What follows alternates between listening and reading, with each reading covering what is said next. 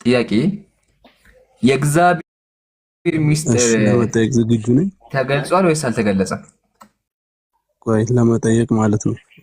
እኔ ከኦርቶዶክስ ቤተ እምነት ነኝ። አንተስ? እኔ ሙስሊም ነኝ። አይ እኮ ግልጽ አድርግልኛ ለመመለስም እንዲመቸኝ።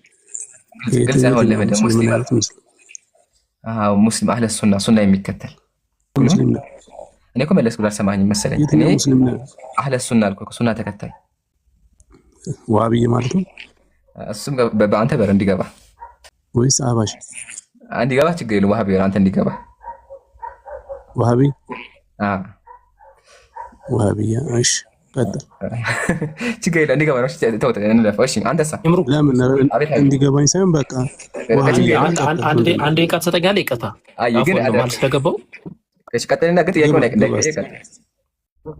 ጥያቄው እንትን አይባልም። ግን ያነሳት ፖይንት ዝም ብላ እንትን ብላ እንዳታልፍ ታውቃለህ አይደለ? በኢትዮጵያ የሃይማኖቶች ማህበር ፕሮቴስታንት የሚባል እምነት አለ የተመዘገበ። ይሄንን ታውቃለህ አይደለ ሚስተር? ዋሃቢ ወይ አህባሽ የሚባል የተመዘገበ እምነት ታውቃለህ እንዴ? እንትናችሁ እኮ ይገልጻል እኮ ነው። አይ የተመዘገበ ታውቃለህ ወይ? በእምነት ደረጃ ዋሃቢ ወይ አህባሽ የሚል የተመዘገበ ታውቃለህ? እሺ ሺሃ የሚባልስ? አዎ ስለዚህ የለም ማለት ነው። እናመሰግናለን። ቀጥል ይባል። ስለዚህ አይደለም አቡበከር አይደለም አቡበከር አይ በቃ ኦሪጂናል ነጥብ ጥለዋል ሀቢቢ ነጥብ ጥለዋል። በቃ ተው ነጥብ ጥለዋል። በቃ አሁን ማና አያህ ለሙስሊሞች ለፖለቲካ አሁን ወደ ቁርባና የእግዚአብሔር ሚስጥር ለሰዎች ተገልጾ ወይስ አልተገለጸም? ኢምራን መልስልኛ ጥያቄውን። ኢምራን ጥያቄውን ትመልስልኛለህ? ኢምራን አቤት ኢምራን ማለት በጥያቄው መልስ ቆይ መልሰላ አይደለም። ስለዚህ ጥያቄው መጀመሪያ መልስ። ጋይስ አሁን ዋሃቢት ያለ የተመዘገበ አለው ያለ ግዴታ እኮ ለመታወቅ መመዝገብ አለበት። ለመታወቅ መመዝገብ አለበት መኖርም አለበት። ሰዎች እኛ ዋሃቢያን ብለው አቁም የሚያውቅ እንደዛ ምን ታውቃለህ? ዋሃቢያን ነኝ ምናልባት ስለማይታወቅ ይሆናል። መጤ ሊሆን ይችላል፣ አይታወቅም። ምናልባት ለዛ ሊሆን ይችላል ያልተመዘገበው። በቃ ችግር የለም። እናመሰግናለን። አሁን ጥያቄውን ትመልሳለህ እኮ የኔ መልስን ተቀበልከኝ? ተቀብያለሁ። ስለዚህ አትታወቁም ማለት ነው። ቀጥል። እሺ ጥያቄ የሥላሴ ሚስጥር ተገልጾ ወይስ አልተገለጸም? በቁርአን አስተምሮን በእናንተ በእስልምና በዋሃቢያ አስተምሮን ወይስ በክርስቲያና አስተምሮ? በኦርቶዶክስ ተዋህዶ በኦርቶዶክስ ካራ ሳይሆን በኦርቶዶክስ ተዋህዶ አስተምሮ የሥላሴ ሚስጥር ተገልጾ ወይስ አልተገለጸም? በእስልምና አስተምሮ አልተገለጸም። በኦርቶዶክስ አስተምሮ ደግሞ የተገለጸ ነው። እስኪ ማስረጃ። እያንዳንዱ ነገር የተገለጸ ነው። እስኪ ማስረጃ። ዘጋው ለባራት ነጥብ የተገለጸ ነው። ማስረጃ ጨቡድ ያለው እኮ እንትን የሆነ ዝም ብሎ ቡና ቤት እኮ አይደለም ያለው። ማስረጃ ቅርብ ቡና ቤትም ሆነ ምንም ማስረጃውን ታቀርባለህ። በክርስትና ትምህርት እያንዳንዱ ግልጽና ግልጽ የተገለጸ እና የተብራራ ነው። አለቀ። እሺ ስለዚህ ከዚህ ምን ተገነዘባችሁ? ወገናችን ሚስተር ስለ አምላኩ ምንም አይነት ማስረጃ የለውም። ዝም ብሎ የማያውቀውን አምላክ በስዕል ደረጃ የተቀረጸን 3 አምላክ ነው የሚያመልከው ማለት ነው። ስለዚህ ይሄን ያዝልኝ አንዴ። እንደዛ አይደለም። አሁን በቃ የለም ማስረጃ ማቅረብ አልቻልክም። ስለዚህ አንተ የምታመልከው አምላክ የማታውቀውን አምላክ ነው። እኔ ግን ላሳይህና እስኪ ይሄን ታነብልኛለህ እንዴ? አንተ ጭንቅላት የሌለው አምላክ አይደል እንዳለ አንተ ጭንቅላት አንተ የምታመልከው አንተ ከሆነ አንጎል ያለው አምላክ የምታመልከው አንጎል ከርስ ያለው አምላክ የምታመልከው ላሳይህ። እሱን ጭንቅላት አንገት የሌለው ጭንቅላት ያለው ጭንቅላት እሱማ አንተን ሀቢ አንተ አምላክ ነው። እሱ አንተ አምላክ ከሆነ ትክክል። ጭንቅላትም አለው ነጭ ፀጉር አለው ኢቭን ደግሞ አንጎልም አለው። አሳይካለሁ ወላሂ ቃል በቃ አሳይካለሁ። ቃል በቃ ጭንቅላት ያሳይካለሁ። ቆይ መጀመሪያ መልስ። ቆይ መፍትሄ እኮ አለኝ። መፍትሄ ለማን ሰጠው? አይዋ አሁን እንደዚህ አሁን አዳምጠውን በጀም ያ ጀማዓት الخير። አሁን ይሄ ወገናችን የመጣው አምላኬን አውቃለሁ ብሎ ነው። መጀመሪያ ራሱ ሲጀምር የሆነ ስድቦችን ነገር ጀመረ። እኛ ታግሰን መልስ እንዲመለስ ብለን እድል ሰጠነው። ቢሆንም ተልኮ እንኳን መጥቶ መልስ መመለስ አልቻለም። የሚያመልከውን አካል አንጎል ያለውን አካል ከርስ ያለውን አካል ሊያስረዳ አልቻለም። ምንድነው ያደረገው? በቃ ቡና ቤት ነው ተቀበይ ነገር ነው ያለው። አይደለም ሙስሊም ቤት ስመጣ እንደዚህ ተዋርደህ አምላክህን እንደማታውቅ ተመልከት። አሁን ማሳጃ ላሳያችሁን፣ ያው ተመልከቱ፣ ከርቀትም ቢሆን ተመልከቱ። ሚስጥርህ አለ ከሰውና ከመላእክት ከማንኛውም ፍጥረት የተደበቀ ነው አለ። ጉድህን ስማ፣ ይሄ ነው መጽሐፍ። ያው ሚስጥርህ ከሰውና ከመላእክት ከማንኛውም ፍጥረት የተደበቀ ነው። በደንብ አዳምጥ እሺ፣ በደንብ እየሰማ ተማር። እስክሪብቶ ይዘህ ተማር። የአንተ አምላክ እሱን ላሳይህና ከዛ ትቀጥላለህ ማለት ነው። እሺ ጀማ፣ እሱን ለማሳየት ደግሞ የምናድርግ የክርስትና መጽሐፍ እንክፈት። አሁንም እንደተለመደው ኦኬ። ያው ተመልከቱ ምን ይላል? በአዳም ላይ ያለው ሁሉ በአብ በወልድ በመንፈስ ቅዱስ ላይ አለ አለ።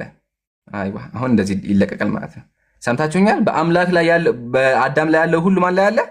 በአብ በወልድ በመንፈስ ቅዱስ ላይ አለ። ደንግጦ ወጣ። ይሄን ያልኳቸው አልሐምዱሊላህ። ይሄን ያለ ሲዋረዱ መጽሐፋቸውን ሲማሩ ይወርዳሉ። ይሁት ያው በአዳም ላይ ያለው መልክ ሁሉ በአብ በወልድ በመንፈስ ቅዱስ ላይ አለ። ራስም ቢሆን ገጽም ቢሆን ጆሮ ጆሮ ጆሮ ጆሮ አምላክ ጆሮ አለው። እንቀጥል።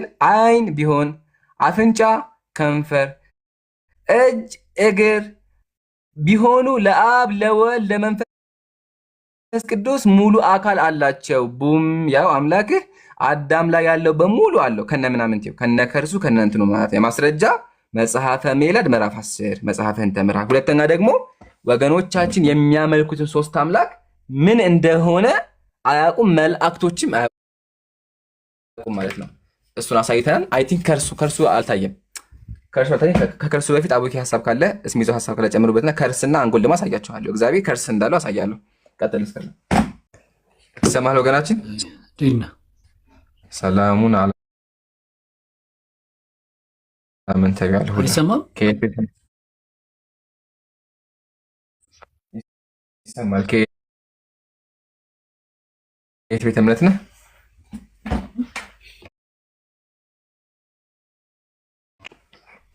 እኔ ፕሮቴስታንት ነኝ። እሺ ጥያቄ ነበረኝ። ኦኬ ይቻላል። በጣም ደስ ይላል። እሺ እጅ ላይ መጽሐፍ ቅዱስ አለ ወገኔ? እሺ ላዘጋጅ። መጽሐፍ ቅዱስ ክፈትና እዛ ጥያቄ አለኝ ለእግዚአብሔር። እሺ መጽሐፍ ቅዱስ ያዝና ትንቢተ ሕዝቅኤል ምዕራፍ 14 ትንቢተ ሕዝቅኤል ምዕራፍ 14 ቁጥር 9 ላይ ምዕራፍ 14 እሺ እስከንብሮ ነብዩም ኦኬ። እሷን ብቻ ነው የምንፈልገው ወይስ ሙሉ ምንድን ነው ሀሳቡ የሚለውን እናንበብ ወይስ እሷን ብቻ ነው? ቁጥር 9 እናንብብ ብለኝና ከዛ ታስረዳኛለህ። አሁን የፈለኩት ይሄን ነው። 14:9 ነው። ነብዩም ቢታለል ቃልን ቢናገር ያንን ነቢይ ያታለልኩ እኔ እግዚአብሔር ነኝ፣ እጄንም በእርሱ ላይ እዘረጋለሁ፣ ከሕዝቤም ከእስራኤል መካከል አጠፋዋለሁ ይላል። ነቢያትን ምን አደርጋለሁ ይላል? ነቢያትን አይደለም የሚለው ነብዩም ቢታለል ይላል። እሺ ነብዩ ቢታለል፣ ስለዚህ ነብዩ የሚለው ማን ነው የሚገልጸው? ነብይ ነው። ስለ አንድ ነብይ ነው የሚያወራው።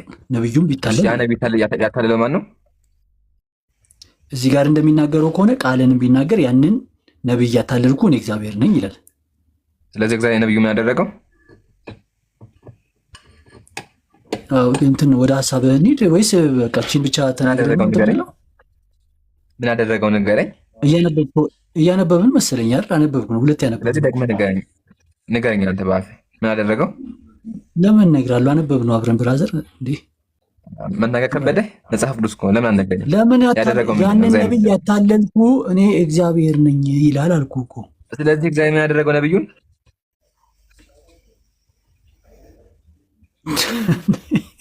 አረ ይምራን ተወና በለው እስኪ በለው ጥያቄውን መለስ። ነብዩ እግዚአብሔር ምን ያደረገው? አታለልኩ እኔ ነኝ ያታለልኩት እኮ ማሻአላ።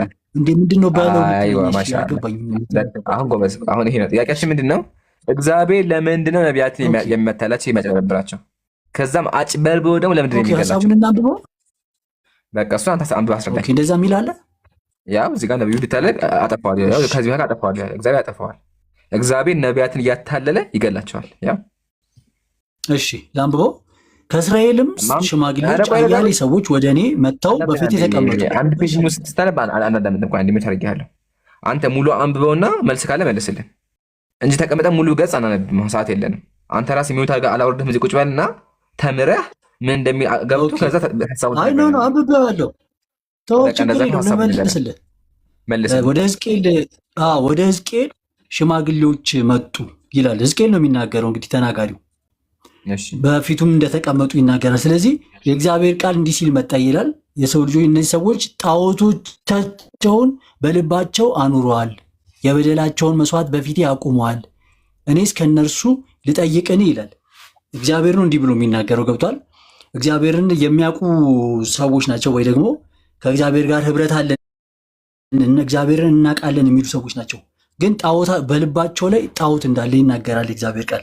ስለዚህ እግዚአብሔር እንዲህ ይላል፣ ሁሉም በልባቸው በጣዖቶቻቸው ከእኔ ተለይተዋልና የእስራኤልን ቤት በልባቸው እይዝ ዘንድ ከእስራኤል ቤት ጣዖቶችን በልቡ የሚያኖር ሁሉ ስለዚህ እግዚአብሔር እንዲህ ይላል፣ ሁሉም በልባቸው ከእኔ ተለይተዋልና የእስራኤልን ቤት በልባቸው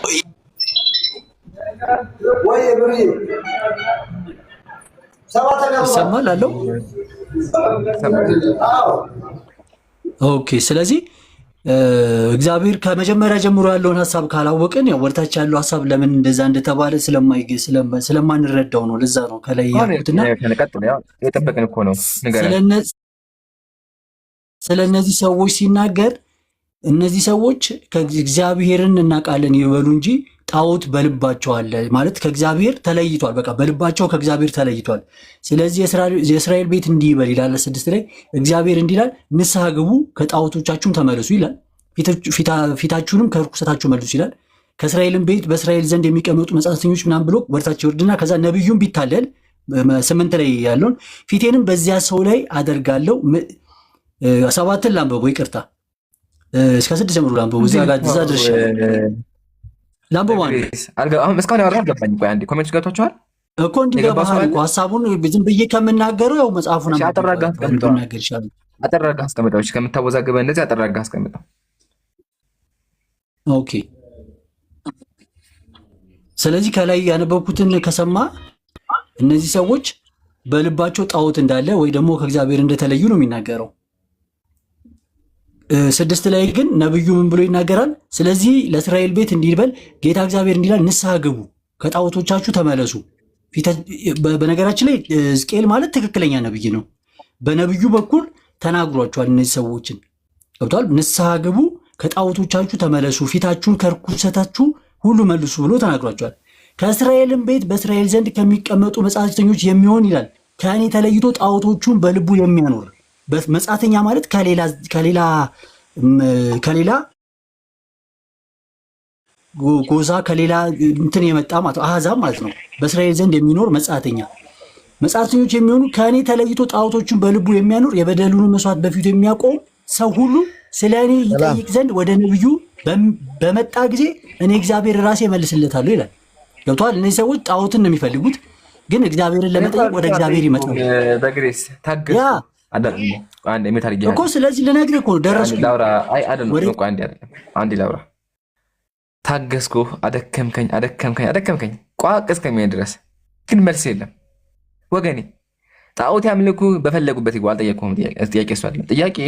ቁጥር 9 ላይ እግዚአብሔር ነብዩ ቢታለል ይላል። ያ ነብይ ማን ነው? እነማን ናቸው? አንደኛ። ሁለተኛ ለምንድን ነው የሚያታላቸው? ሶስተኛ ደግሞ ካታለለ በኋላ ለምንድን ነው የሚገላቸው? ይህን ትመልስልኛለህ? የመጨረሻ ዕድል ነው ያለህ። ካልመለስ ትወርዳለህ።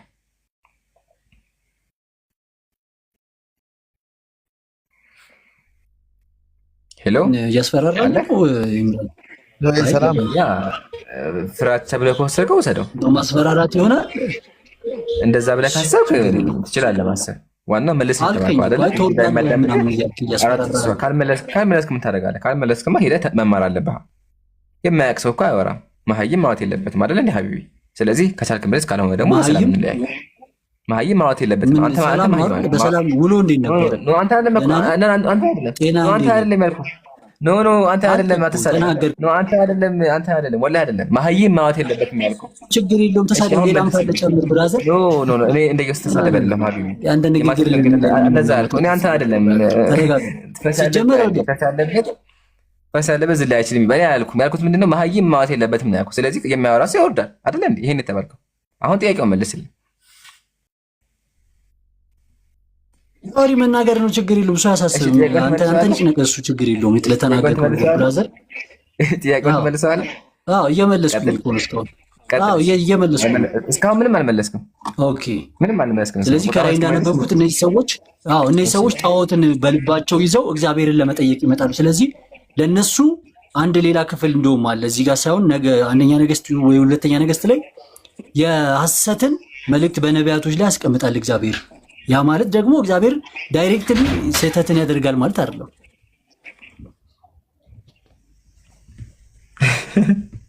ለራሱ እኮ አልገባም። ስለዚህ ወላሂ አልገባም። ቆይሽ አንዴ ገብቶኛል። እሺ ከገባህ ቃል በቃል ነው። ቃል በቃል ነው። ችግር የለውም። ኦኬ ነብይ ቢታል ያታለለው ማን ነው? እየነገርኩ ነው። እነዚህ ሰዎች ዝም ብለህ አሁን ነብይ ቢታለል ያታለለው ማን ነው? ጥያቄ እኮ አለ እኮ ጥያቄው አለ። ግን ያንተ ጥያቄ ምን መሰለህ? ፋላሲ ለመስራት ስለሆነ ገብቶኛል። ፋላሲ ለመስራት ያልተባለ ነገር ለማለት ነው። ይሄልቶና ማለት ነው። እግዚአብሔር ነቢያት ያታለለ ለማ መጽሐፍ ቅዱስ የምትረዳው ብራዘር ቁራሴ እስቲ ለምን ሳትልም ማን ነው ውስጥ ጋኔን አለብህ እንደ የሚያረብሽ ነገር መንፈስ አለብህ ስጣን ነገር ይዞሃል የሚያስጮህ ማለት ነው። ለምን ትጮህብኛለህ? አትጮህብኝ። ረጋ ብለህ አላዘኝም ብራዘር አታስብ። አላዘኝም አንተ ካለ ረጋ ብለህ የሚጮኸው አይደለም። ረጋ ብዬ እኮ ነው እያወራሁ እኮ አዳመጥኩ ነው የማወራው ብራዘር። ድምጼ ሊሆን አንተ እኮ እያዳመከኝ አይደለም። አዎ ሞባይልህ ራቅ ከአፍህ ገባህበት ትንሽ ራቅ ብለህ አውራኝ አንደኛ። እሺ አመሰግናለሁ። እኔ አይተህ ከሆነ ስታወራ አዳምጫለሁ። አንተ ደግሞ አዳምጠኝ። እሺ አሁን ጥያቄያችን ምንድን ነው? እግዚአብሔር ነቢያትን ማዳመጥ አትችልም እንዴ? ጆሮ አይሰራም ሀቢቢ? ችግር ካለ ነገር ታረቁት አባ በእናትህ ምንድን ነው? ምን አይነት ፖለቲካ ነው ያረኩ? የቆረከኝ ቆያሽ ሲመታ አድርጎ በቃ ሆነሽ እንዴ? ምን አይነት ነገር ነው ያጋጠመን? ያ ጀማ ስናወራ ቆረጠኛ አለስ መልስ ሲባል አይመልስም። ሱብሃንአላህ። እሺ አሁን አዳንጠኝ። እግዚአብሔር ነቢያትን አታለለ ወይስ አታለለም? ቃል በቃል እሺ እንደዚህ አትበለኝ። ቃል በቃል አታለዋል ወይም አታለለም በለኝ እኮ። በራሳቸው በውስጣቸው ስላለው ነገር ስለሚጠይቁት ማለት ነው። በልባቸው ያለው ጣዖት ስለሆነ ሐሰተኛ ነብይ ሊገጥማቸው ይችላል ማለት ነው። ዞሮ ይታለላል። ስለዚህ ነቢያት በሙሉ ሐሰተኛ ናቸው ማለት ነው። ለምንድን እነሱ ሰዎቹ ከልባቸው ሻት የተነሳ ነው እኮ እያወራ ያሉ። ጣዖት አለ በልባቸው። ስለዚህ ነብዩ ነው ያለው እንጂ ስለ አንድ ፐርሰን አይናገርም። ስለዚህ ሁሉን ኮንትሮል ማድረግ እንደሚችል እኮ ነው የሚናገረው። እግዚአብሔር ሁሉን መግዛት እንደሚችል ነው። አጭበረብራችኋለሁ ነው ያለው። እቆጣጠራችኋለሁ ሳይሆን አታላችኋለሁ፣ አጭበረብራችኋለሁ ነው ያለው እኮ። በዛ ነብይ ላይም እኮ የእግዚአብሔር ስልጣን እኮ አለ። ሁሉን ቻይ ስለሆነ ሁሉን ቻይ ነው። ስለዚህ እግዚአብሔር ያታለዋል። ያንን ነብይ እኮ እንዳይናገር ማድረግ ያደርገዋል ማለት ነው። ኦኬ ስለዚህ ያንን ነብይ እግዚአብሔር ያንን ነገር ፈቅዷል ማለት ነው። የሰማይ ከሆነ ከባድ ነው። ፈቅዷል አታሏቸው ማለት ነው። ኦኬ በቃ እንዲታለሉ ያ በልባቸው ውስጥ ካለው ነገር የተነሳ ተታለዋል። ሰዎቹ ጣዖት አምላኪዎች ናቸው። በቃ አመሰግናለሁ። ከደከመን እኮ ጣዖት አምላኪ ናቸው። ተገባን። በቃ ዋናው እግዚአብሔር አጭበርብሯቸዋል። መጨረሻ ብሎታል። በቃ ዋናው እሱ ነው። ዋናው አዎ እግዚአብሔር አታሏል የሚለውን ነገር የፈለገን በዚህ ገባ። ዋናው እግዚአብሔር ነቢያትን ያጭበረብራል፣ አጭበርብሮም ደግሞ ይገላቸዋል። ማስረጃ አቅርበናል። እሺ ሙስሊም ነህ ክርስቲያን? እኔ ክርስቲያን ነኝ። እንደዛ ከሆነ በላ በቃ ሚውት አድርገሽ ጠብቅ። እሺ የፍቅር ሰው ሰላም ብያለሁ። ይሰማሻል ወገናችን? ይሰማል ወንድሜ። ሰላም ክርስቶስ ይብዛላችሁ ሁላችሁ። ሰላሙን አላመን ተቢያል ሁዳ ጥያቄ ነበር ልጠይቅሽ። እኔ መጠየቅ ፈልጌ ነው የገባሁ። ከጠይቁ በኋላ መጠየቅ ትችላለህ። ከቻልኩ መልሳለሁ። እሺ ጠይቂ። ባለፈው እሱም ጠይቄ ነበረ፣ ግን እሱ ወጣ ሳይመልስ እና ጥያቄ ምን ነበረ? ለምን የሙስሊም ሴቶች ጥቁር ብቻ ለምን ይለብሳሉ? ነጭ ለብሶ አይቼ አላቅም። አማርኛ ስንስ አስተካክለ ውሰድና ነጭ ለብሶ አይቼ አላቅም። ጥቁር ብቻ ነው የሚለብሱ። ለምንድን ነው ጥቁር ብቻ የሚለብሱት? ሁለተኛ ደግሞ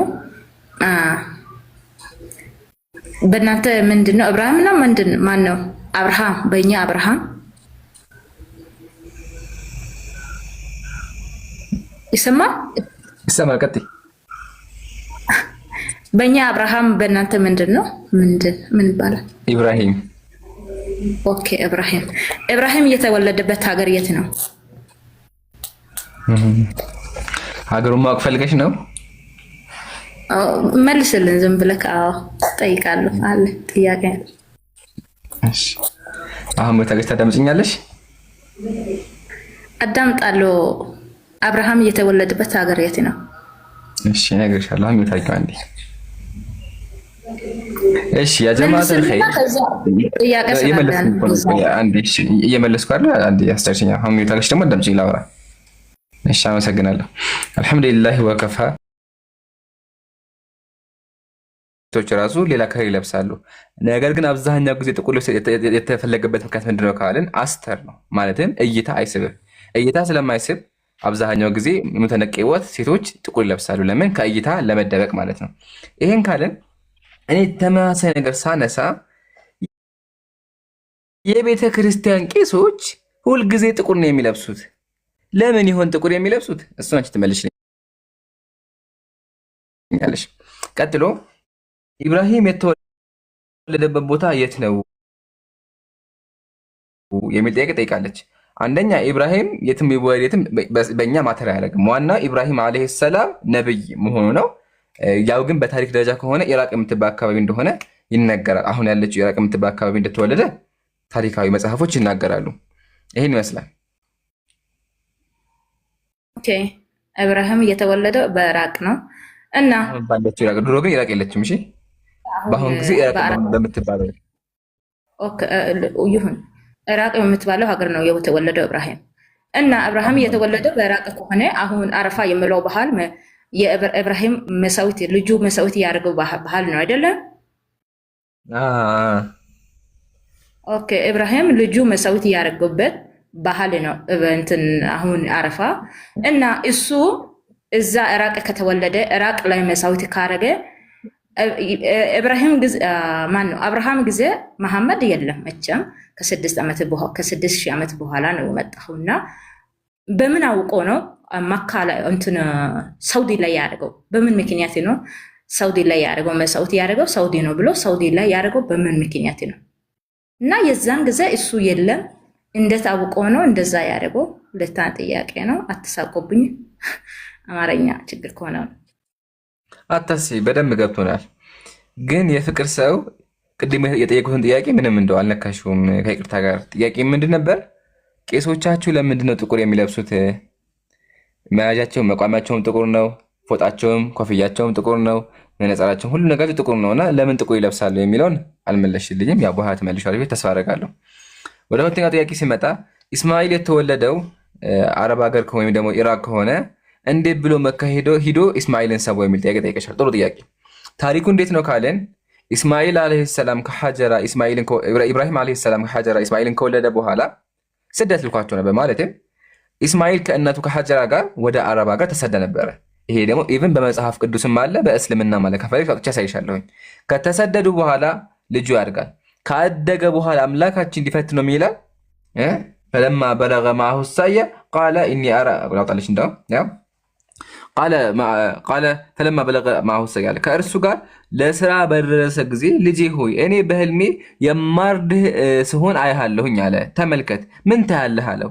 አባቴ የታዘዝከውን ስራ አለው። ይህን ታሪክ የሰራው ኢስማኤል የተወለደበት ሀገር ኢብራሂም ይህን ታሪክ የሰራው የተወለደበት ሀገር ሳይሆን ልጁ ያለበት አገር ነው። ልጁ ደግሞ ያለው አሁን ባለችው መካ በምትባለው ከተማ ነበረ። ይሄ ደግሞ ከፈለች ከመጽሐፍ ቅዱስም ልናሳየሽ እንችላለን። መካ የሚለው ቦታ መካ ነው።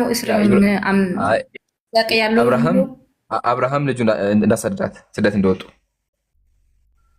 ስደት ወጡ የሚለው ሊኖር ይችላል። እኔ አላውቅም፣ ግን ሊኖር ይችላል። ግን መካ ለምንድን ነው መካ ላይ የሚኖረው? ለምሳሌ አሁን መካ አሁን የሳውዲ የመሐመድ ሀገር ናት። ለምንድን ነው በሱ ሀገር ብቻ ያደረገው? እሱ ጥያቄውን ብኝ ነው የጠየቁት። አይ እሺ፣ አገር ሊሚቴሽን ያለው በእናንተ ነው። በእናንተ ላይ ኢየሱስ የዮሐንስ ወንጌል ላይ ይሄ ሪፖርት እኮ ችግሩ ምንድን ነው? ያጀማ ታብታብ አድርጉ፣ ታብታብ እያደረጋችሁ አሁን ገና ካሁኑ ስንከፍት ሪፖርት መጣ። ወላሂ ታብታብ ማድረግ አትርሱ። እሺ፣ በአገር በባህል መለየት ያለው በእናንተ ነው። በእናንተ መሰረት ኢየሱስ ምን አለ? እኔ የተላኩት ለጠፉ ለእስራኤል በጎች ብቻ ነው አለ። እሱ በእናንተ ነው። በእስልምና ግን ባህል፣ ቋንቋ መለየት የለም። አምላካችን ምን አለ? ነቢ ስ ስለም በሐዲስ ላይ ኢነላህ ላ የንዙሩ ኢላ አጅሳሚኩም ወላ ኢላ ሱወሪኩም ከማ ቃል፣ አላህ ወደ ሰውነታችሁ አይመለከትም ማለት። ስለዚህ አምላካችን ወደ ቆዳችን ካል ጭራሹን አይመለከትም። በእናንተ ከሆነ ግን ኢየሱስ ምን አለ? እኔ የተላኩት ለእስራኤል ብቻ ነው አለ። ይህን ካየን አምላካችን ነቢያትን ከተለያየ አገር አስነስቷል። ከእስራኤል ዘር አስነስቷል። ከተለያዩ ቦታ አስነስቷል። ለዛ አምላካችን ቁርአን ላይ ምን አለ? ወለቀድ በአትና ፊ ኩሊ ኡመቲን ረሱላ፣ በየሁሉም ህዝብ ሁሉ መልእክተኛ ልክ ያለሁኝ አለ። ስለዚህ አምላካችን መልእክተኛ ልኳል። ታዲያ ኢስማኤል አለይሂ ሰላም የምን መልእክተኛ ነበር ካልን አረብ ነበረ። ኢስማኤል አቡል አረብ ነው፣ የአረቦች አባት ነበር። ነብዩ ሰለላሁ ዐለይሂ ወሰለም ነው የማን ዘር ናቸው? የኢስማኤል አለይሂ ሰላም ዘር ናቸው። አምላካችን እሳቸውን ያመጣው በማን በኩል ነው? በኢስማኤል በኩል ነው። በይስሐቅ በኩል ደግሞ ማን አለ? እነ ዩሱፍ እነ ኢየሱስ አሉ። አይሻ አይደለ? ስለዚህ አምላካችን በሁሉም ቦታ ነብይ አስነስቷል። በእስማኤል በኩል ደግሞ የተነሱት ማን ናቸው? የመጨረሻው ነብይ የሆኑት ኻተመል አንቢያ ነብዩ መሐመድ ሰለላሁ ዐለይሂ ወሰለም ናቸው።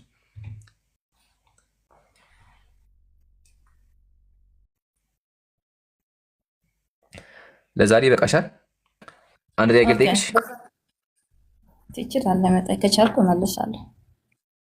እሺ፣ መጽሐፍ ቅዱስ ሳነብ ማለት ነው።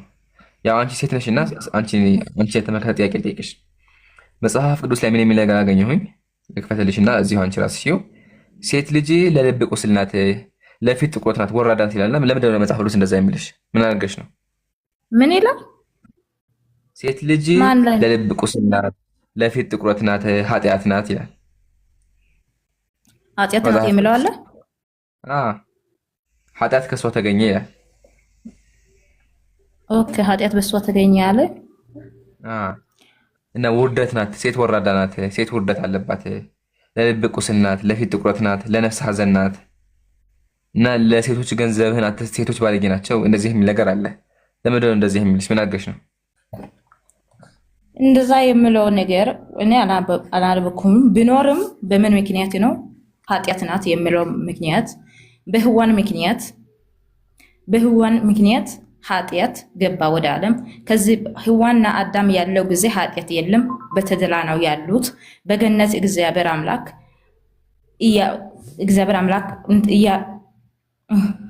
አሉት። ከዛ በህዋን ምክንያት አዳም ስህተት ሰራ። ከዛ ከገነት ወጣ። በዛ ምክንያት በህዋን ምክንያት ሞት ወደ ዓለም ስለመጣ በህዋን ምክንያት ለዛ ምክንያት ኢምሮ አለ አንድ ቆየ ሰማሽ እንደሆነ ቆር ኢምሮ ተመልሳለሁ። ተቋርጬ ነበረ ያወራሽውን በሙሉ አልሰማሁትም። ወገናችን ይሰማሽ አለሽ? አለ ወንድሜ። እሺ የጠየኩሽ የነበረው ጥያቄ ምንድን ነው? መጽሐፍ ቅዱስ ላይ ሴት ውርደት ናት ይላል። ምን አድርገሽ ነው ያልኩሽ ነበር። እስቲ መጀመሪያ መጽሐፍ ቅዱስ ክፈትና ከዛ በኋላ እመልሳለሁ። ችግር የለም። ስንት ማን ላይ ነው ያለው መጽሐፍ ቅዱስ? መጽሐፈ ሲራክ ምዕራፍ 25 ቁጥር 20 ላይ ያው ምን መጽሐፍ ሲራክ ምዕራፍ 25 ቁጥር 21 ላይ መጽሐፈ ሲራክ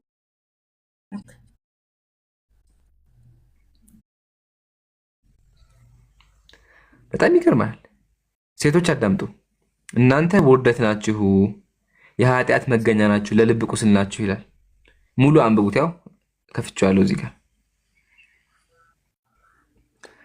በእውነቱ ይገርማል። እስኪ የፍቅር ሰው አለሽ?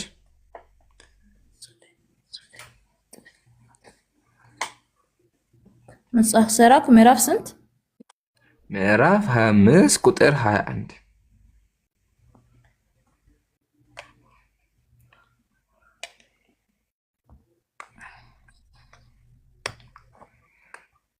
ከፍቼዋለሁ። ከታይ ቁጥር 21 ቁጥር 21 ሴት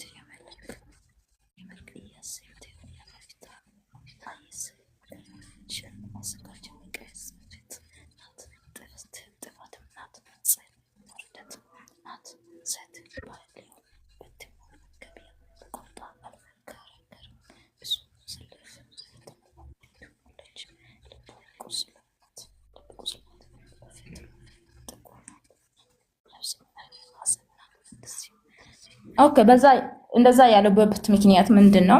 መጀመሪያ አዳምና ሔዋን ገነት አንዴ ከምክንያቱ በፊት ውርደት ናት ያለው ማንን ነው? ምክንያት እየነገርኩ ለምንድን ነው እንደዛ ያለው ብለህ ነው አይደለም እየጠየቀ ያለው? እየመለስኩ ነኝ። አልጠየኩም። ጥያቄ እሱ አልነበር።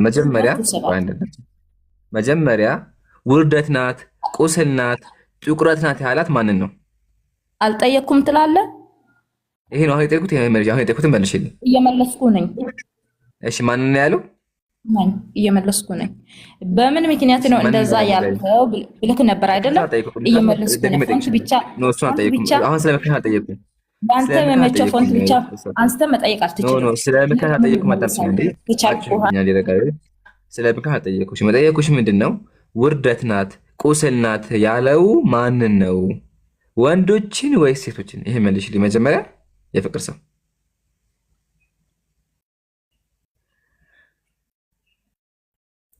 አያችኋ? ውርደት ናት ነው የሚለው። ሴት ልጅ ውርደት ናት፣ ለልብ ቁስል ናት ይላታል።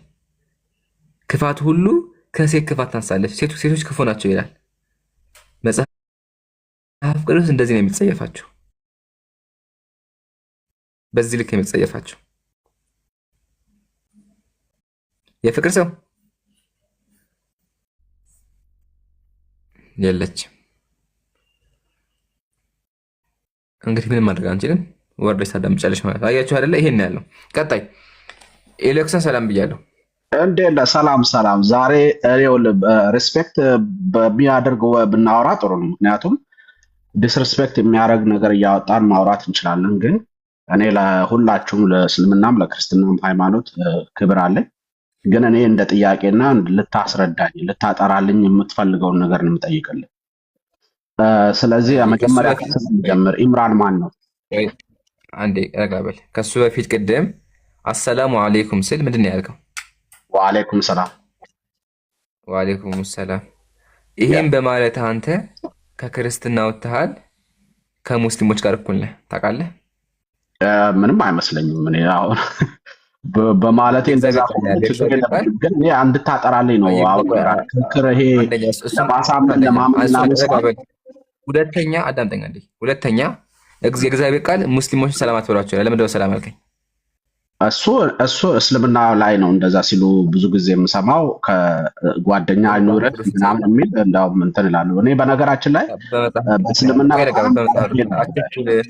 አቸኩል እንዴ ፕሊዝ አቸኩል። እሺ በክርስትና ላሳይክ፣ ከፍቼ እንድታዩ ላሳይክ። ሙስሊሞችን አንድ ሰው በክርስቶስ ትምህርት የማይኖር ከሆነ ሰላም አትበሉ። ሰላም ካላችሁት እናንተ ሙስሊም ናቸው የሚለው በእናንተ ነው ያለው። እሺ ላውጣውና እንመለከተው። ያው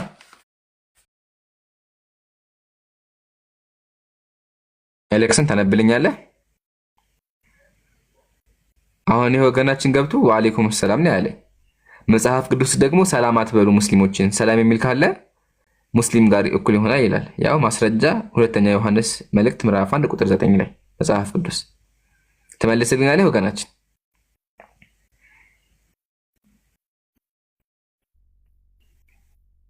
የት ገባ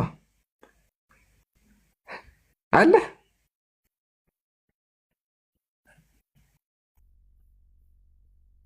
ደነገጠ መሰለኝ። ደነገጠ በቃ። አየህ፣ ሳታውቅ መግባት ጉዳቱ ይሄ ነው። አታርጉኛ። ሚዩት እያደረጋችሁ አሁን ይሄ ፖለቲካ ነበረ። ሚዩት አንስተው ተልኮልሃል፣ ሀቢቢ ተልኮልሃል። እያነበብኩት ነው። ሚዩት አድርገው ነው። ድምፅህን ከፍ አድርገው። ሚዩት ማንሳ እየተመለከ እየጠራሁ ነበር እኮ እስከ አንብበው። አዎ ግን ሚዩት ተደርጌ ነው እያነበብኩልህ ነበረ። ተልኮልሃል ሚዩት እንድታነሳ። ኦኬ እስኪ አሁን አንብበው። ችግር የለም ያለፈው አንብበው። ማንም ወደ እናንተ ቢመጣ ይህም ትምህርት ቢያመጣ በቤታችሁ አትቀበሉት፣ ሰላምም አትበሉት ይላል። ታዲያ አሰላሙ አለይኩም ስላለ ምን አገናኘው ከዚህ ጋር? ምን አትበሉት ነው የሚለው? ሰላምም አትበሉት፣ በቤቱም አትቀበሉት። እነማንን? እስላሞችን ይላል። እነማንን? ለሚመጡ ሁሉ በክርስቶስ ትምህርት ለማይኖሩ ሰው አምላክ የለውም በክርስቶስ ትምህርትና ለሚኖር አብንና ወልድን አሉት። ይሄኛውን ጥቅስ ከየት ነው ያወጣው? ሁለተኛ ዮሐንስ ምዕራፍ 1 ቁጥር 9 ላይ ላውጣ። አሚን። አንዳንድ ጊዜ አሁን እኔ ለፖለቲካ አይደለም፣ ፖለቲካ መስራት እችላለሁ፣ ግን እኔ ለፖለቲካ እንድታጠራልኝ ነው የፈለኩት። ሄደህ አንብበህ መልስልኝ። እሺ፣ ስለ ኢምራን ቀጥልበት። መጀመሪያህን ጨርስልኝ። ገብተህ ሰላም ብለህ እሱ ንስሐ መግባት አለብህ። ጭሱን ጨርስ አውጣና ከዛ እንቀጥላለን። አንተ ያልከው ልክ ነው። ኦኬ፣ እኔ ልክ ነው። እሺ፣ አንተ ያልከው ልክ ነው። ስለዚህ ምን ማድረግ የለብህም። በቃ ሰላም መልሻለሁ። ስለዚህ ችግር የለውም። እኔ ችግር አለ። ይሄን አንብበው። ምንድን ነው የሚለው? እስኪ አንብበው። ሰላም ለሚሉ ሰው በክፉ ስራው ምን ይላል? እንትን የሆነች መሀል ላይ እንትን አለች ይካፈላልና ይላል። ስለዚህ አንተ እኔ ሰላም ስላልከኝ ምን ሆነሃል? ከእኔ ጋር በስራ ተካፍለሃል። ማሻአላህ። በቃ ልካፈል፣ ችግር የለብኝም። እኔ እኮ ችግር የለብኝም። ችግርም አለ። በቃ ሙስሊም ሆነሃል። ለሁን በቃ ችግር የለውም። እኔን አጥራልኝ ነው ያልኩት። ስለ እስልምና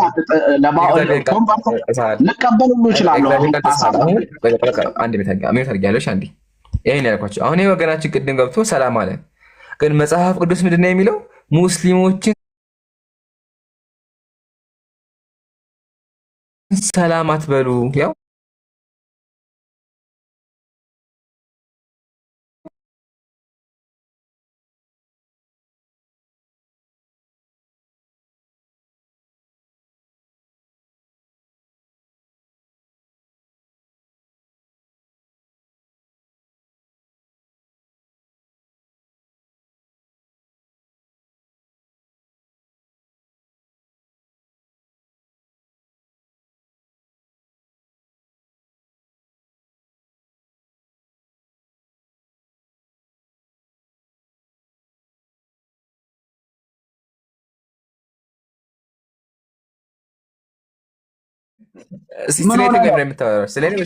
ኢምራን ማነው? ኢምራን ማታቆም ስሙን ዝም ብለን ያወጣው። ስለ የትኛው ኢምራን የምታወሽ ንገረኝ። ስለ እኔ የምታወራው ወይስ ደግሞ ስለ የትኛው ኢምራን? ስለ ቁርአን ላይ ያለው ኢምራን፣ ስለ መርየም አባት። ስለ ኢየሱስ አያት በለኛ። ስለ ኢየሱስ አያት በለኝ። ስለ አላልኩም እኔ ስለ ኢምራን፣ ስለ ማርያም በቁርአን ኢምራን የኢየሱስ አያት በል። የኢየሱስ አያት። ኦኬ፣ በእናንተ የኢየሱስ አያት። እሺ፣ ቀጥልልኝ። በእሱ እንድታጠራልኝ እሱ ላይ ምን ላስረዳህ? እሱ ላይ አሁን ኢምራን የሚባለው የአሮንና የሙሴ አባትና እንዲሁም ደግሞ የአሮንና የሙሴ እህት ማርያም አባት ነው። የማርያም አባት ደግሞ የኢየሱስ ክርስቶስ አባት ደግሞ ኢያቄምና እንትን ነው የሚባለው። እሺ፣ ማስረጃ አቅርብልኝ።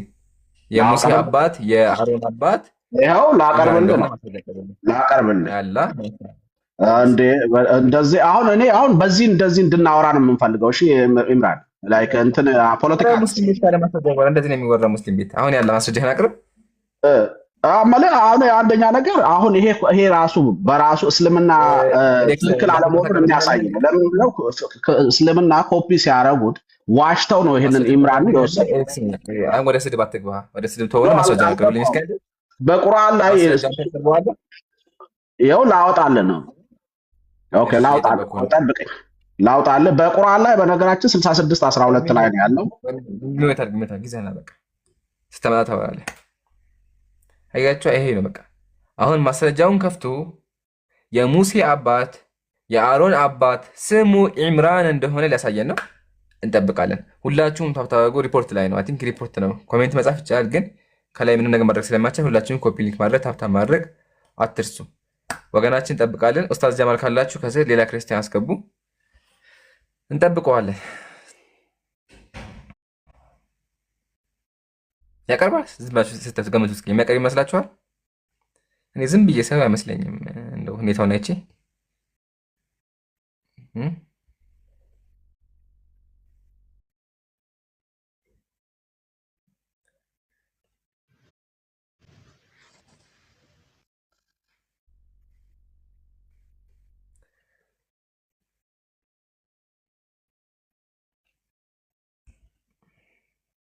አይመስልሽም? እሺ፣ እኔም አይመስለኝም። አይ ግን ሊያመጣ ይችላል። አይታወቅም። እስኪ እንጠብቅ።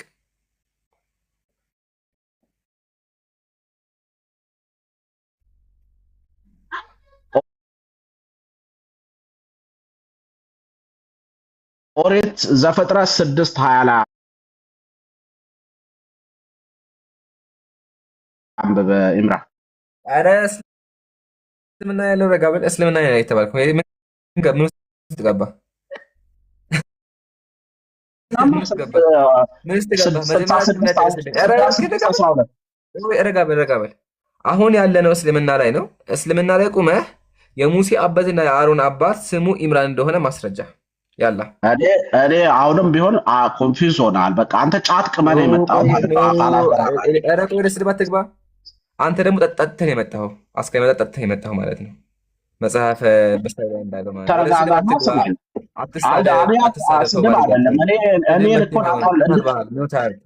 አታቀኝም፣ አትስደበኝ። ያልኩ ምንድን ነው ኢምራን የሚባለው አካል የሙሴ አባት እንደሆነ ማስረጃ አቅርብልኝ የተባልከው። ወደዛ ትሄዳለህ ኢምራን። አዳምጥ። መጽሐፍ ቅዱስ ገባ ከቁርአን ከእስልምና የተባልከው መጽሐፍ ቅዱስ ምን አስገባ? መጽሐፍ ቅዱስን ተወውና ከቁርአን አሳየኝ። ከቁርአንማ ቁርአን ዋሽቶ አታሎ የውሸት መጽሐፉን መጽሐፍ ቅዱስ ነው። መጽሐፍ ቅዱስ ሰዎችን ይዋሻል። እንደሚዋሽም ደግሞ አሳያለሁ ኢንሻአላህ። ብዙ ማስረጃዎች አቀርብልሃለሁ። አሁን ወደ ውሸቱን ይሄንን ውሸት ቅድም የዋሻሃት ነጋለች። ቅድም ከአፍህ የወጣች ውሸት አለች። እሱን መጀመሪያ ማስረጃ አቅርብ። በእስልምና ኢምራን የሙሴና የአሮን አባት ነው ብለሃል። ስለዚህ ማስረጃ አቅርብልኝ። ክርስትና ኢምራን ወስደው ወደ ማርያም። ምክንያቱም ረጋ በል። አሁን ወሬ አይደለም የተባልከው፣ ማስረጃውን የፈለግነው። ኤሊክሰን እባክህ አትሳደብ፣ ማስረጃዎች አቅርብልን። ማስረጃውን ከቁርአን ላይ ከእስልምና መጽሐፍ ላይ ኢምራን የሙሴ አባት እንደሆነ ማስረጃውን እስኪ ያቀርባል። እንዴ ያቀርባል ጀማ። እኔ አሁን ልወጣልህ ነው በቃ ምናምን ልትወጣ ነው በቃ የለህም ማለት ከብዶሃል። ግን ደፋርቼ ምናምን ሳል የሆነ የሚደብር ነገር ኤሪክሰን ካለህ እስኪ አቅርብ። ቆይ አንዴ ስድብ እኮ ማስረጃ ማለት ስለዚህ አቅርብልን። እንዴ ካለህ ማቅረብ እኮ ነው። ተረጋጋና ማስረጃ ታወራለህ፣ ግን መጀመሪያ ማስረጃ ነው። ኤሪክሰን እየን ልንገርህ አትሊስት እኮ ለመንገር እንኳን ፋታ አትሰጥም። ሰጥቻለሁ እኮ መጽሐፍ ውስጥ አትገባ የተባልከው። አሁን ማስረጃው ንገረኝ፣ አዳምጥሃለሁ። እሺ ላስረዳ፣ አዳምጥና ላስረዳ። ጊዜ ስጠኝ፣ አትሊስት 3 ሰከንድ ስጠኝ። እሺ ቀጥል። 3 ሰከንድ። አንተ እውነቱን ስለምታውቀው ያንን አትሽሸው። እኔ ያልኩ ያለው ቁርአን ላይ የተጻፈው የማርያም አባትና እናት ተብለው የተጻፉት በብሉይ ኪዳን ላይ የተጻፈው ሌላ ነው። የቀደመ ደግሞ በብሉይ ኪዳን የቀደመው እነዛ ኢምራን የተባለው ትክክለኛው የአሮንና የሙሴ እህት ማርያም ነች። ስለዚህ ቁርአን ላይ ሲመጣ ደግሞ የኢየሱስና የማርያም እናት ኢየሱስ ተብሎ የተጠቀሰው ሮንግ ነው። ይህንን አስተካክለ ንገረኝ አልኩ። ብታስረዳኝ ምንም ችግር የለውም። አሁን ደግሞ ታዳምጠኛለህ? እኔ አዳምጣለሁ። እስኪ ነው ታርጋው እንዴ? እስኪ እንደዛ ነው። እስኪ ቅድም ምን አልከኝ? ኢምራን ማለት አልከኝ ቁርአን ላይ ያለው ኢምራን የሙሴና የአሮን አባት ነው አልከኝ።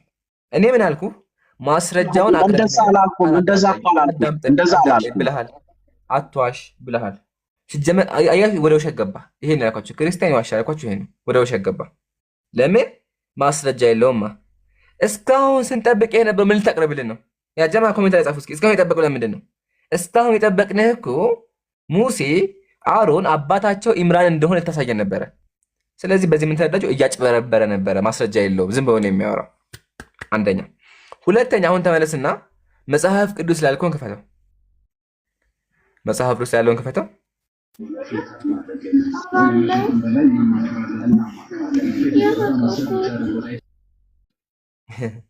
ሄደ በቃ።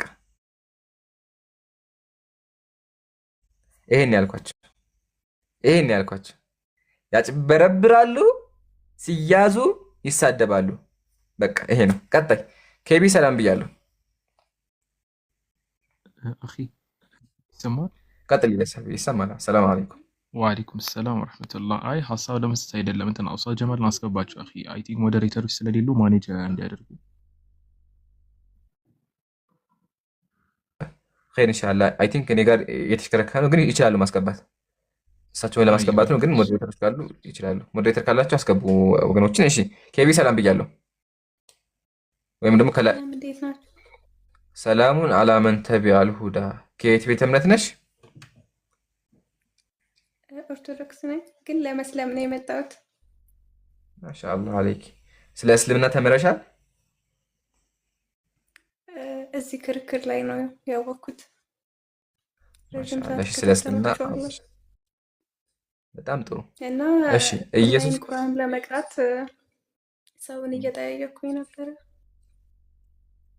ማሻአላህ ቁርአኑ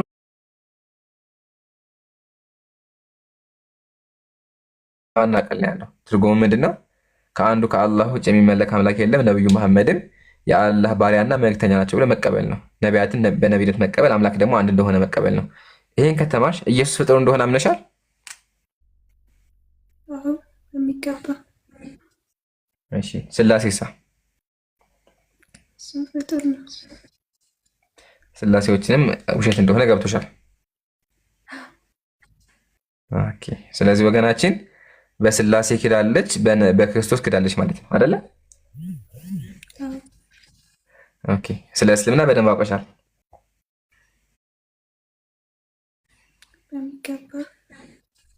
በሚገባ። እሺ ማሻአላህ። እንግዲህ በስላሴ ክጃለሁ፣ በአምላክ በክርስቶስ ክጃለሁ በእነሱ ማለት ነው ካለች እውነትን ከፈለገች እኛ ሰዎችን ማስገደድ መብትም የለንም።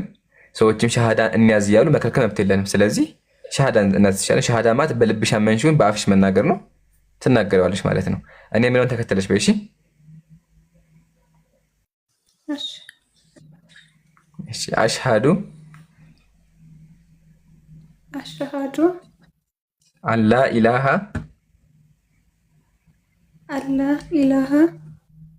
ኢለላህ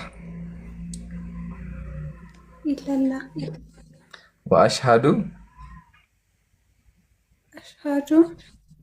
አነ ሙሐመደን አብዱሁ ወረሱሉ። ማሻአላህ አላሁ አክበር አላሁ አክበር። ይሄ ነው ቃሉ። ትርጉሙ ምንድነው? ከአላህ በስተቀር የሚመለክ አምላክ የለም ብዬ መሰክራለሁ፣ ነብዩ መሐመድም የአላህ መልእክተኛ ናቸው የሚል ቃል ነው።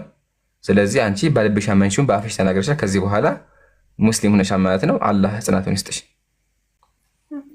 አመሰግናለሁ። እኛም እናመሰግናለን። ዘህሩ አለሽ? ዘህሩ ካለሽ ፎሎ አድርጊትና ቁርአን ማቅሪያ ግሩፕ አለ፣ እዛ ግሩፕ እንዲያስገቡሽ ፎሎ ዘህሩ ካለሽ ፎሎ አድርጊት፣ ወይም ዘህራ ሙስጠፋ የሚል አካውንት በውስጥ ጽፈልሻለች። እሺ ዘህራ ሙስጠፋ የሚል አካውንት በውስጥ ታወሪያት፣ ስለ ስምሽም ያለው ነገሮች ታወራሻለች ኢንሻአላህ። ከዚህ በኋላ አንድ ሰው ሙስሊም ሲሆን ያለፈ ኃጢአቱ በሙሉ ይማርለታል፣ እንደ አዲስ ሰው ፍጡር ነው የሚሆነው። ስለዚህ ምንም ኃጢአት የለብሽም። በአምልኮ ላይ በርቺ። ዋናው ደግሞ ጽናት ማቅሪያ ግሩፕ አለ። ስለዚህ ጽናት አላህ ይስጥሽ። በርቺ እላለሁኝ። እናመሰግናለን። በጣም አመሰግናለሁ። ክቢ በውስጥ አውሪኝ። እሺ ማለት እኔም እዛ ግሩፕ ላይ ስላለው ይምሩ ታውራኝና እዛ አስገባታለሁ ኢንሻአላህ። ፎሎ አድርግኝ አደራሽን። እሺ እንዳትረሽ። ማሻአላህ።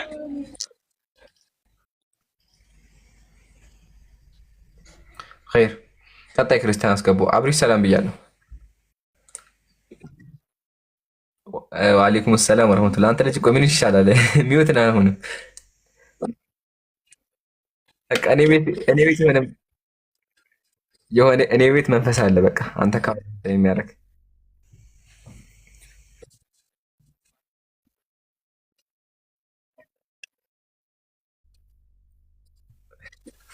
ኸይር ሀቢብ ኢንሻአላህ። ሜቢ ከቲክቶክ ሊሆን ስለሚችል ቲክቶክን አብዴት አድርገው። እሺ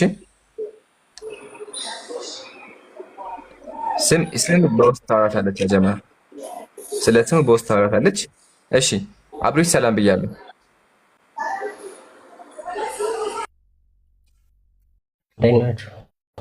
ሰላሙን አላ መን ተቢዐል ሁዳ። ከየት ቤተ እምነት ነህ? ኦርቶዶክስ ነው። ኦርቶዶክስ ነህ። ጥያቄ ነበረኝ።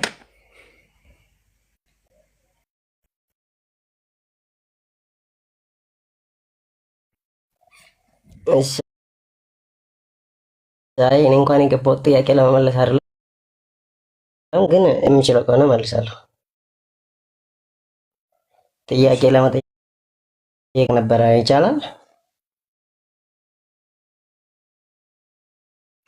ችግር የለም ትችላለህ። ግን እንደው ቀለል ጥያቄ ናትና ዝም ብለህ መልስ ከላይ ማለት ነው። ይቀጥል። ይሰማል? በደንብ ይሰማል። ትንሽ ላይቭ ይሁን የኔ ይሁን እየተቆራረጠ ነው ደግሞ ብዙም አይሰማም ድምፅ። አይ ካንተ ጋር ነው ድምፅ። ኔትወርክን አስተካክል፣ ድምፅ ግን ይሰማል።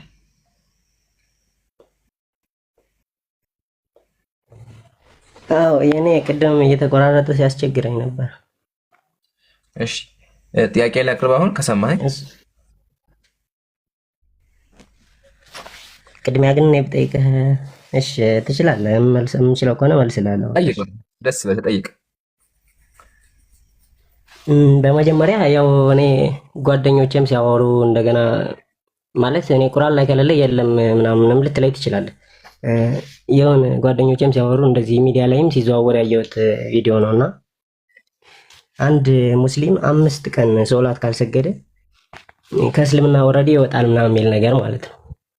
እና አሁን ያ ሰው ለምሳሌ በቃ በከባድ ሁኔታ ውስጥ ሆኖ ማለት ነው እንደው አያርግበት እንጂ በቃ ለምሳሌ ምን ልበልህ ያው ካለንበት ሁኔታ አንፃር ጦርነት ልበልህና በጣም በከባድ ሁኔታ ውስጥ ሆኖ እያለ ከ5 ቀን በላይ ሶላት ሳይሰግድ ሳይመቸው ቀርቶ ቢያልፍበት እንዴት ነው ያ ሰው ከእስልምና ወጣ ነው እንዴት ነው መመለስስ የሚችለው የሚለውን ለማወቅ ነው። እየመለስክልኝ ትሄዳለህ ወይስ? በቃ ይሄ ልመልስልህና ከዛ ደግሞ ጠይቀሃለሁ። እሺ መልሱ በጣም አጭር ነው። በእስልምናችን ምን አለ? አضሩራ ቱቢሑል መሕዙራ። አንድ ችግር ግዴታ የሆነ ነገር ያስፈቅዳል። ማለትም ሰላት መስገድ ግዴታ ነው። ግን አንድ ሰው ተገዶ ከሆነ ወይም ታሞ ከሆነ ምን ያደርጋል? ተቀምጦ ይሰግዳል። ተቀምጦ መስገድ የማይችል ከሆነ በአይኑ ምልክት ብቻ ይሰግዳል። በደንብ ይሰማል። ኢቭን ጦርነት ላይ ከሆነ ሰላተል ኸውፍ የሚባል ነገር አለ። ሰላተል ኸውፍ ላይ ምን ያደርጋል? የሚሰግደው እየተሰማኝ አይደል? ካንተ ነው ወገናችን። በቃ አስተካክለናል። አስተካክል። ተቀመጥ። ኔትወርክ ነው ተቀመጥ። ስለዚህ ይቅርታ ተቆራረጠብኝ። ምንድነው የኔ ብቻ ነው የሁላችሁ? ያንተ ነው ሀቢቢ ያንተ ነው። ሚውት ቁጭ በል። ምንም እየተሰማኝ አይደለም ድምጽ። እንደገና ልግባ እንዴ? እንደገና ግባሽ። እሺ ለማንኛውም መልሱን አስቀምጠነዋል። ስለዚህ ተገዶ ከሆነ ኢቭን ሰላተል ኸውፍ አለ። ያንን ሁላ እንኳን ባይችል ከፈረ አይባልም። እሺ በማርያም ሰላም ብያለሁ። ሰላም ነው። ሰላሙን አላ መን ተቢዐል ሁዳ። ጥያቄ ነበረኝ ወገናችን በማርያም። እሺ ማወቅ ከሆነ መጽሐፍ ቅዱስ ሳነብ እግዚአብሔር ነቢያቶችን ያታላቸዋል። ለምንድን ነው ነቢያትን እግዚአብሔር የሚያታለው? እሺ ከዛ ደግሞ ይገርማል፣ አታሎ ደግሞ ገሃነም ያስገባቸዋል። ራሱ አታሎ ራሱ ገሃነም ያስገባቸዋል። ለምንድን ነው ይሄ ያደረገው? እሺ እሷን ብቻ ይዜ ነው ጥያቄ የሚጠይቀው። እሱን እኮ ማርቲ ከፈለግ በደንብ ማንበብ ከታች ማጥናት ያስፈልጋል እንጂ እሷን አንዷን ፍሬ ብቻ ይዜ ብታመጣ ማለት ነው። እንደዛ ከሆነ አንተ ሙሉ አንብበውና አስረዳና። መጽሐፉ ያንተ አይደለ? ስለዚህ ሙሉ አንብበው። እንደዛ እውቀት የለኝም። እውቀት የለህም። ጥያቄ ልጠይቃችሁ። በቃ እውቀት የለህም። እውቀት ከሌለህ የሚታርክ ተምረህና ተማር፣ እኛ እናስተምርሃለን። ችግር የለውም አታስብ። የማያውቅ ካለ እናስተምራለን። ኢቭን ዲያቆናት ራሱ በነፃ እያስተማርን ያለ ነው። እሺ አታስብ። ትንቢተ ሕዝቅኤል ምዕራፍ 14 ነብዩ ቢታለል ቃልንም ቢናገር ያንን ነብይ ያታለልኩት እኔ እግዚአብሔር ነኝ። እግዚአብሔር ነቢያትን ያታለለ ይኸው ማነኝ አለ? ያው እኔ እግዚአብሔር ነኝ። እጄን በእርሱ ላይ ዘረጋለሁ ከህዝቤም ከእስራኤል አጠፋዋለሁ። እግዚአብሔር ነቢያቱን አታሎ ራሱ አጠፋቸዋል። ጥያቄ እግዚአብሔር ለምንድን ነው ነቢያትን የሚያጭበረብራቸው ነው? አታውቅም። በቃ ተማር። ጥያቄ አለ አንተ? ከላይ ጀምራ። ከላይ ምን ብሎ ነው የሚጀምረው? አንተ አንብበህና ታስረዳናለህ። እሱን አንብበውና ሄዳ ታስረዳናለህ። እንደዛ ይሻላል። ጥያቄ አለ እስልምና ላይ እና የአሁኑ ላይ ከላይ ጀምር። እንዴ መሰለህ በማርያም እዚህ የተቀመጥነው ሙሉ መጽሐፍ እናነባ አይደለም። ገባ? ቃል በቃል እግዚአብሔር ጠማማ እንደሚያደርግ ወይም ደግሞ ነቢያት እንደሚያጭበረብር አሳይቻለሁ። አንተ ሄደህ አንብበህ ታስረዳናለህ ሌላ ጊዜ። አታው አንድ ነገር እኮ ማወቅ ስትፈልግ ከመጀመሪያው ጀምሮ እኮ ሲያጤና እንጂ እኮ አንዱን ፍሬ ልጀምር። እንደዚህ ይላል፣ ፊቴንም በዚያ ሰው ላይ አደርጋለሁ፣ ምልክትና ምሳሌም አደርገዋለሁ፣ ከህዝቤም መካከል አጠፋዋለሁ፣ እኔ እግዚአብሔር እንደሆንኩኝ ታውቃላችሁ ይላል። ከዛ ነብዩ ቢታለል ቃልን ቢናገር ያንን ነብይ ያታለልኩት እኔ እግዚአብሔር ነኝ ይላል። ስለዚህ አሁን የተናገርከው ነብይ የሆነ እሱ ያ ነብይ ሐሰተኛ ሊሆን ይችላል። እንደዛ አይልማ። ከየት ነው የመጣው? ሐሰተኛ ሆነ ለሚው ከየት ነው የመጣው? ግምት ነው ወይስ ምንድነው? ቁማር ነው እንዲያስከው? ቁማር እኮ አይደለም እግዚአብሔር ቃል። ትገምታለህ እንዴ ዝም ብለህ? እንደዛ ሊሆን ይችላል። አሁን ምክንያቱም የዚህ ሌላ መሰለኝና ደስተኛ አይሰራም እኛ ጋር ሀቢቢ። መሰለኝ እንደሳይ በኪስ ወሰደው የለም። ማስረጃ ከፍተህ አሳይ። እኛ ቃል በቃል እግዚአብሔር ነቢያትን ያታለል ያሳይቻል። ኢቭን ነቢያቶቹ ራሱ ምን አሉ? አቤቱ አታለልከን አሉ። ምሳሌ ነብዩ ኤርሚያስ ምን አለ? ኤርሚያስ በራሱ አንደበት እግዚአብሔር ለምን አታለልከኝ አለው። ፈትኗቸው ነው በቃ እነሱ ማጨበርበር ነው። አጠፋቸዋለሁ እኮ አለ። እገላቸዋለሁ አለ። ይዤ አርዳቸዋለሁ አለ። ይገዳሉ በቃ። አሁን ትልቅ ኃጢአት ውስጥ ገብተሃል አንተ። ይቅር በለኝ በል መጽሐፍ እኮ ነው። ለምኑ የእግዚአብሔር ቃል ቢስነበይ ይቅር በለኝ ለበል ሳያውቅ አንድ ነገር ሲያደርግ ያው ባለማወቁ ስለሆነ አለማወቅ ኃጢአት አይደለም ይላል መጽሐፋችን። ይቅር በለኝ መጽሐፍ እኮ ነው የሚባለው። ያው ኤርሚያስ ምን አለ? አቤቱ አታለልከኝ፣ እኔም ተታለልኩኝ፣ ከእኔ በረታ አሸነፍከኝ፣ ቀን ሁሉ መሳለቂያ ሆኛለሁ አለ። ኤርሚያስ ምን አለ? እግዚአብሔር አታለልከኝ አለው። እዚህ ጋር ደግሞ እግዚአብሔር ራሱ ምን አለ? እሺ እንደዛ እኔ ነቢያቶችን አታልና አዳምጣ እግዚአብሔር ራሱ ምን አለ? ነቢያትን አታልና ከዛ አጠፋቸዋለሁ አለ፣ እገላቸዋለሁ አለ። ስለዚህ እግዚአብሔር ነቢያትን እያታለለ ይገላቸዋል። ያው ሰው የሚገድለው እግዚአብሔር ነው። እስካሁን ድረስ እኮ እኛን የሚያኖረን የሚያጠፋን እያታለለ የሚገላቸዋል። እያታለለ ሀቢቢ ማታለል ሳይሆን ይፈትነናል። አብርሃምን ፈትኖት ነበር። ስለዚህ እያታለለ ይገላል ማለት ነው። ማታለል ሳይሆን ሌላ ነው። አንተ አሁን በሌላ አፈታት እንጂ በዚህ አይደለም። ያቀድስ ምን ላይ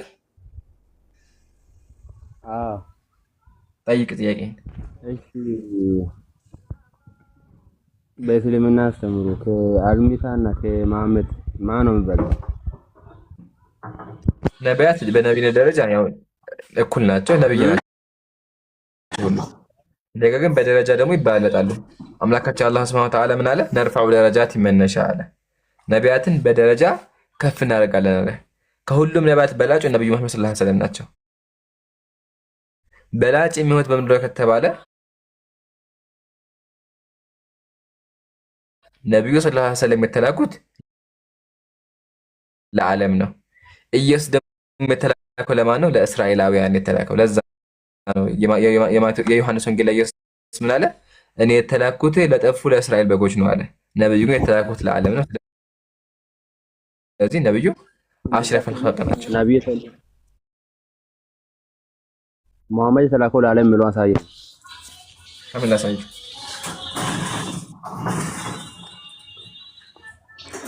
ቁርአን የወረደው በአረበኛ ነው እንደማወቅ ሆነ። አይ ከምን ላሳይ? ያዳምጠኛ። ከምን ላሳይ? ነብዩ ለዓለም እንደተላኩ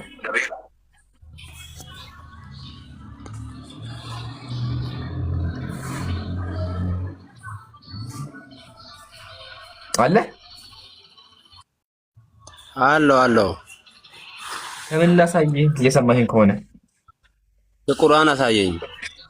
ከፈለከው አሳየኝ፣ ከፈለከው ለዓለም እንደተላከ። በጣም ደስ ይላል። በጣም ደስ ይላል። ያው ግን እኔ ለበሱ ለአረቦች ብቻ እንደተላከ ያለ እስከምብሮ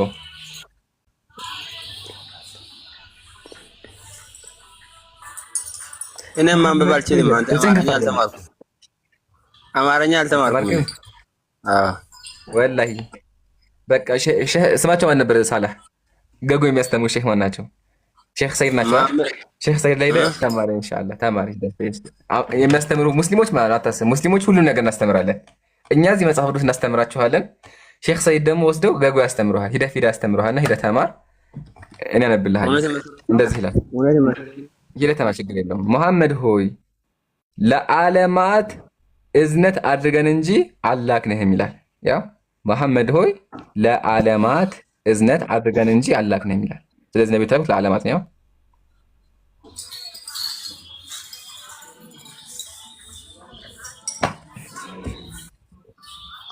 አይ ባይዛ እኔ ብዙ ጥያቄ አለኝ ግን ይቅርብኝ። ታወርዳኛለህ ከጠየኩህ። ያ መለስኩልህ እንጂ መቼ አወረድኩህ ሀቢቢ? ያ ጥያቄህን መለስኩልህ። ቁርአን ላይ ነብዩ ለዓለም ተላኩ አሳያልከኝ፣ ያሳየው ቃል በቃል ለዓለማት ያ ለዓለም ተልኳል ነብዩ ማስረጃ ቀረብኩልህ። ሁለተኛ ጥያቄ አለ? አይ አንድ እኔ ለመናገር የሆነ ደስ የማይለኝ ጥያቄ አለ ግን አልጠይቅም፣ ይቅርብኝ።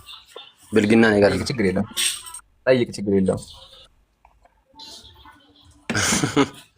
ኧረ ይቅርብኝ ተው።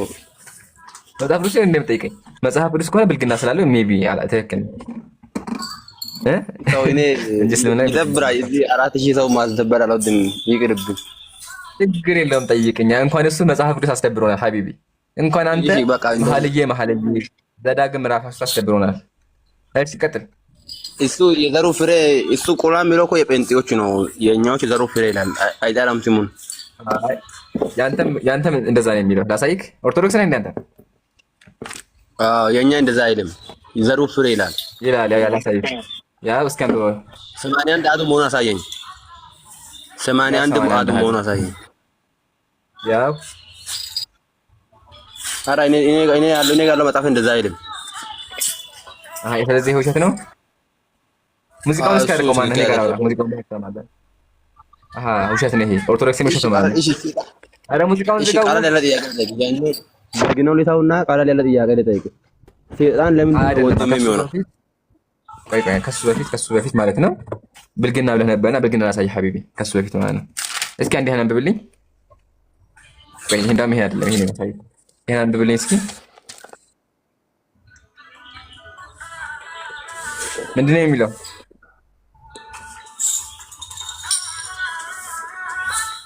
በቀዩ ያለው ነው።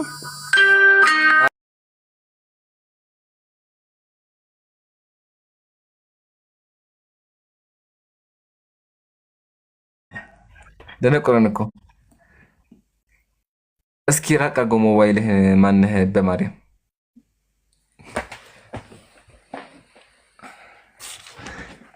ተመለስና አንብብልኝ። ወረደ። እሺ ደግሬ ሰላም ብያለሁ።